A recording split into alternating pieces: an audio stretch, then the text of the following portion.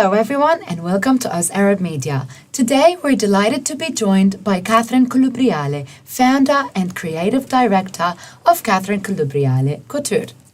Known for her elegant couture designs, timeless craftsmanship and personalized approach to fashion, Catherine has built a respected Australian fashion label that specializes in bespoke and bridal wear, evening gowns and luxury couture.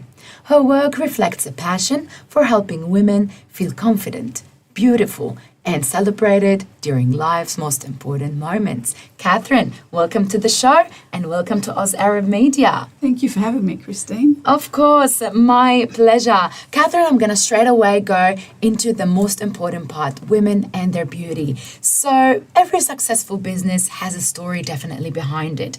Tell us a little bit about your journey into fashion industry. When did you realize that your fashion wasn't just a passion, but something you can build for successful career for the future?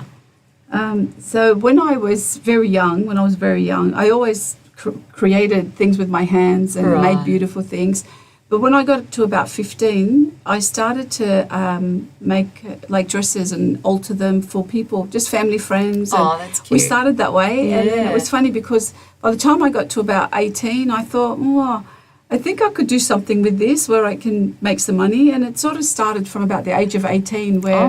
Still young. Yeah, very young, making garments and putting small collections together that I took out to little boutiques in the area at the time. Oh, that's cute. Yeah, which was lovely. And it sort of started from there, selling stuff, and went on from there. Lovely. So you did say that people are loving your little bits and bytes that you put together. Yeah. And that was great because once I started to make a little bit of money, I realized if someone is paying, there must be good value. That was good value. It must be worth it. And I opened my first store at 21, so I started very early. Very young. Yeah, and then started to build it up from there slowly over the years. Nice. Yeah, so it was lovely. That's great to hear. Starting your own couture label takes a lot of courage and determination. What inspired you to really establish the Catherine Colubriale Couture? And what was your vision from that very beginning? So when I started to think a little bit more serious about it, what I realized is I actually really love the handwork and the detailing and everything. And that's where the couture started to form itself. And it's sort of, to be honest, the clients form you. Sometimes it's the people that you attract at the time of your life. And because if they value what you're doing, then you think, well, I must be doing something. Then you explore yourself. You explore your ability and you push your own boundaries in growing it. And a lot of it I'm actually self-taught, believe it or not, as well. Amazing. Yeah, so I studied a very short course, but a lot of it's the love for something that develops into something amazing. Wow. That's how I sort of, grew it over time. That's very inspirational. Your designs are known to be very elegant. The attention to your details and the individuality that you actually do. How would you describe the signature style of Catherine Colubriale? Initially, I think I love just beautiful things. So I perceive everyone as beauty. So I see her more beautiful than she sees herself. Oh, wow. So my signature really is, I like to do timeless elegance with a touch of drama. So I like it to be beautiful. I like them to be able to pull it out in 10 or 20 years' time and wear it and think, wow, I could still wear it today. Oh. And the drama is really a reflection of their personality. Who are they? Do they like bows? Do they like pearls? Do they like... And we can capitalize on that sometimes. So I like to create that way. Amazing. Look, I think we're on the right track because my thought was, well, every client or every lady, they have their unique story, right? They have their unique personality. So when you're designing a gown for her, where does the creative inspiration come from?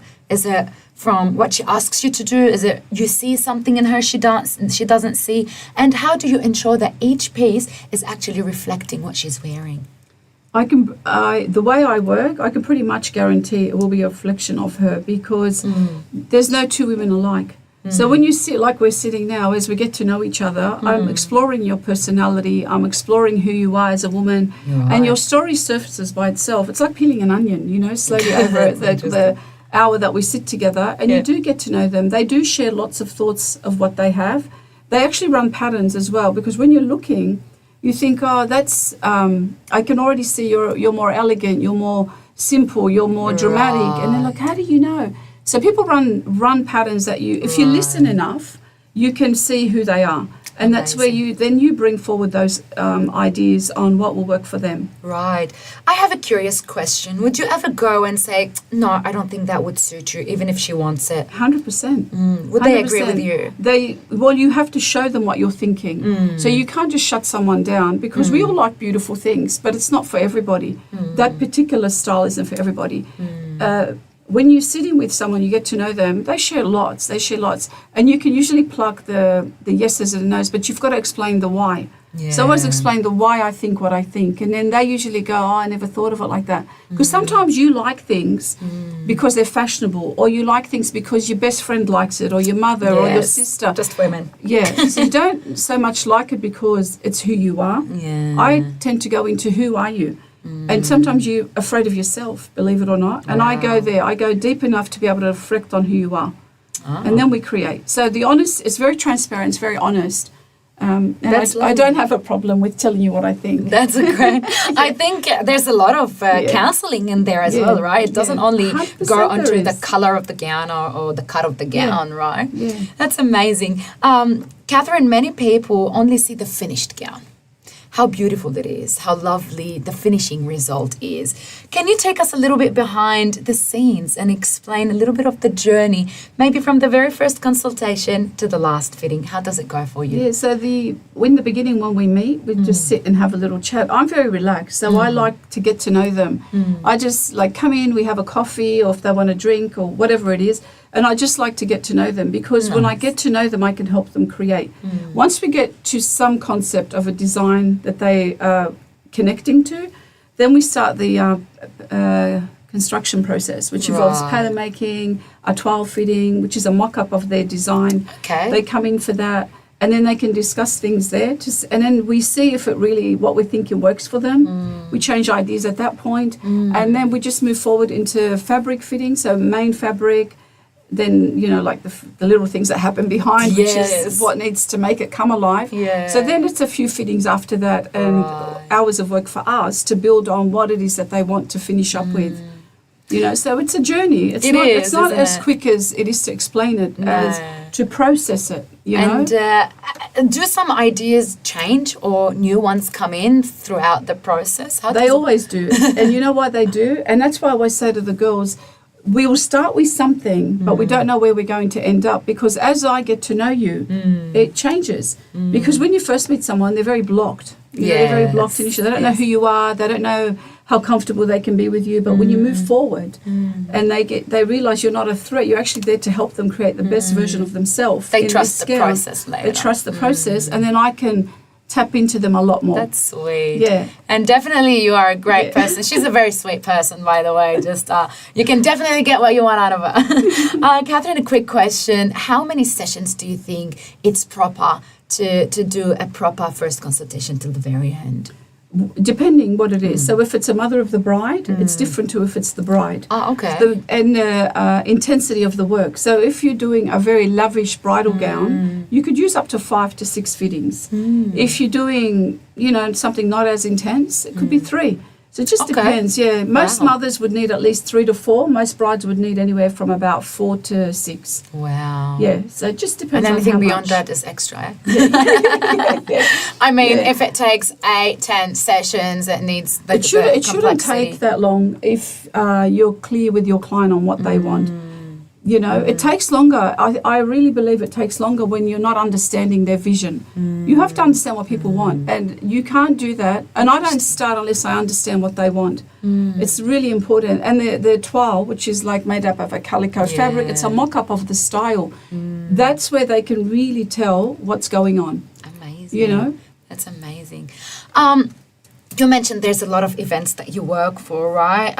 Whether it's a wedding day, engagement, gala, any other milestone, your gowns really make part of that special day and creates the lifelong memories, right? So what does it mean to you, Catherine, knowing that you've played a big role in this special moment? It is, it's very special. And what I've always said to every client, I said, if you're not happy, it's not worth me making. Wow. That's why it's a shared journey, because I said at the end, when you tell your granddaughter or you tell your daughter or you tell your friend when someone asks about the experience, you're wearing me. On the day, you're actually wearing me, whether you like it or not. I like that. You don't just put a brand in there and say, I'm wearing X, Y, and Z. You're wearing the person you've connected to. Wow. So if they're not happy, it doesn't make us happy, because we've worked for nothing. So you have to understand your client. You have to understand them. For me, it's very personal. And when I'm with them, I say, I'm with you till the end, until you hang it up, you dry clean it, you put it away, and then you forget. But the minute someone brings up the experience, or someone says, I'm getting married, you know, what was your experience like? Everything we did, you will remember. Wow. So it needs to be good. Amazing. Yeah. You're wearing me. I loved this sentence. Yeah. Tell me, how can you relate to personally to something if it's not your style? As Catherine, the person, not Catherine, the tailor. Because I believe, and I've said it with my other interviews, I really believe that a creator is someone who channels energy from the universe, from God, from whoever you believe in, that's blessed you to do what you do. Wow. So if I am not liking something, I'm judging it. So you are you and I am me, and on and on and on, right? Yeah. We're all individual beings. So I can't not like it if I'm channeling you. Because if you like it, then I've done a great job. Wow. But it needs a lot of experience to be able to do that. So I see it as a channel. I'm channeling energies and creative energies for that individual being. I don't judge it. Because if I'm going to judge it, I would be saying, buy off my collection, because that's me. When I'm creating bespoke or one-off pieces for any human or, client that comes in, it's about them. It's not about me. Right. It's about what I've been gifted to give them, my ability to give you. It's a service. We're here to service, right? What a great soul you are. That's my depth of what I believe in it. Yeah. Lovely.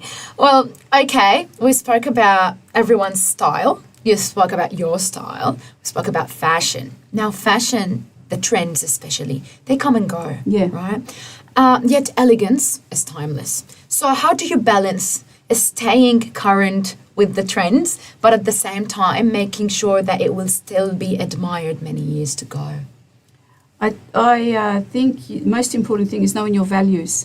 So your values in how you like to create. I've always loved, like the 40s and the 50s. I've always liked women to look really elegant. And I stick with that. So even through whatever I create for women, for me, good fabric, they have to choose a good fabric. Right. The way the construction is done is really important. The proportioning is really important. So the fashion aspect of it comes and goes. But that to me is very commercial. With what we do is not commercial. So it's about tapping in and creating something timeless. And the only way you can do that is really to get to know the person.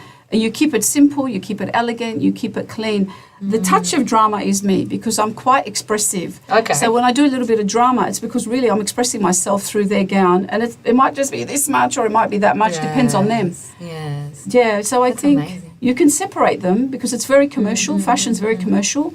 Bespoke and couture, it's the next level. So it's very different. Wow. Do you think, in your opinion, that trends in fashion are actually coming back? Like the 50s, the 60s? I think they come back in the 20s? With what I've, over the years of my career, women have always, especially mums, right, have always reflected back to that time, whether it's Audrey Hepburn or, I can't even think, but they'll say, oh, I really loved the way she looked. Yeah, you loved the energy and her essence of, that's how you create. That's how you create from a woman's essence. Who is she? How does she walk? How does she move? How does she talk? Who's her class of people around her? Because we're not the same. So I think a lot of women desire that more than anything. But we're so lost in today's society of really identity confusion. People don't know who they are. So they get confused, which is okay. It's fine to be whatever you want to be.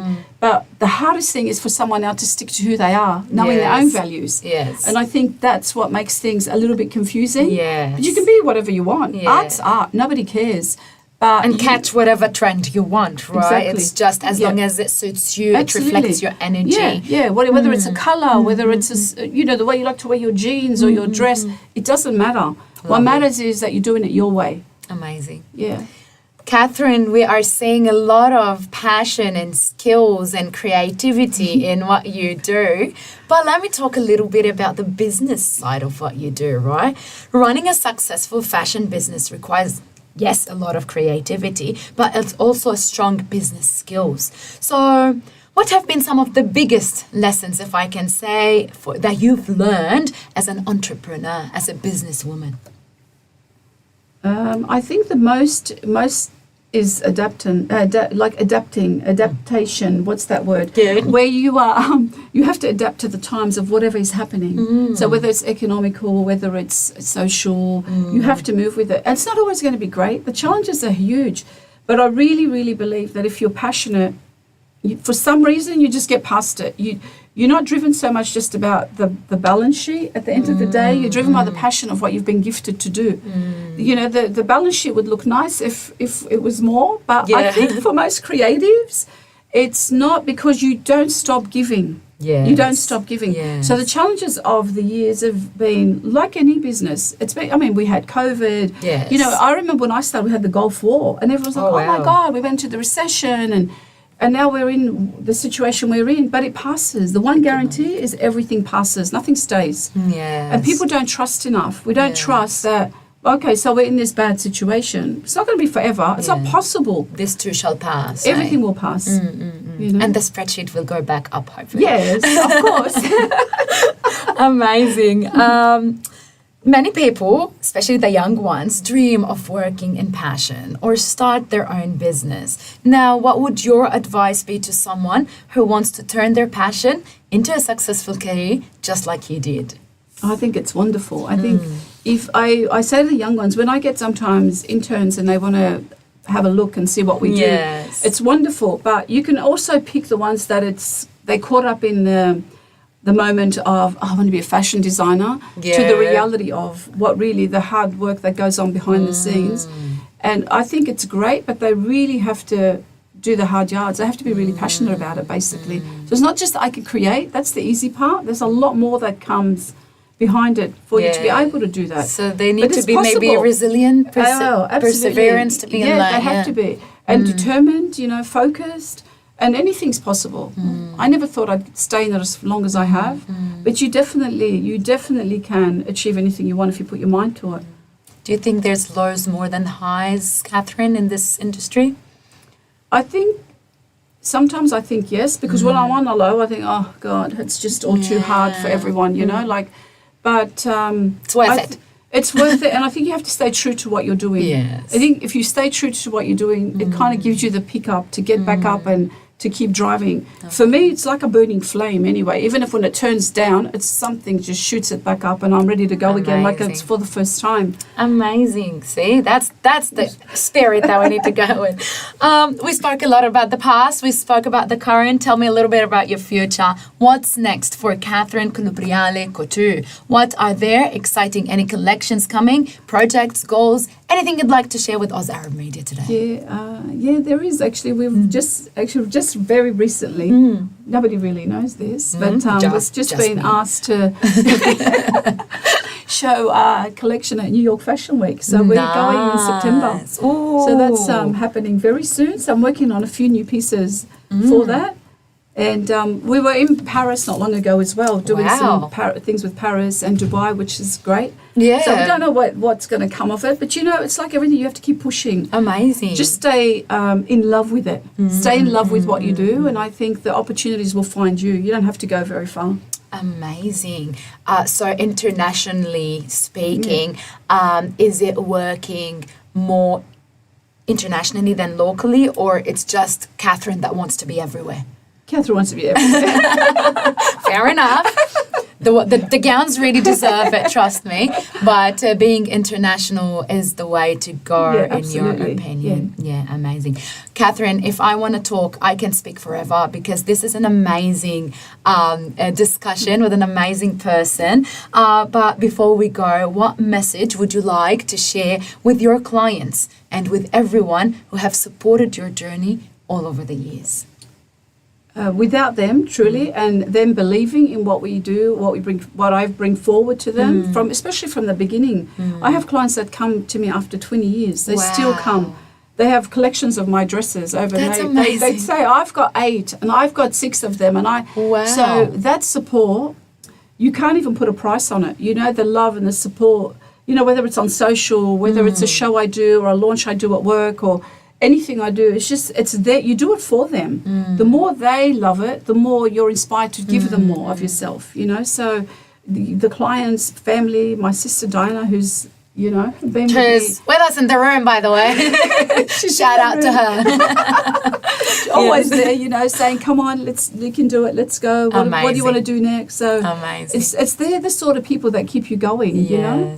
Are they the ones that bring you up on your low? Absolutely. You know, even like my husband and my children, even my daughter who's only 13 said, Mum, I said, if I don't get where I want in the next 3 years, I'm giving it all up. She goes, Mum, you just won't give it up. She goes, and you can't give it up because you love it too much. That's amazing. It's that kind of conversation that happens around you that inspires you to keep going. Yeah, so God bless whoever's around you. God bless the support you've got. You deserve it. And we can see it in your work as well. Catherine, thank you so much for your time and for joining us on Oz Arab Media today.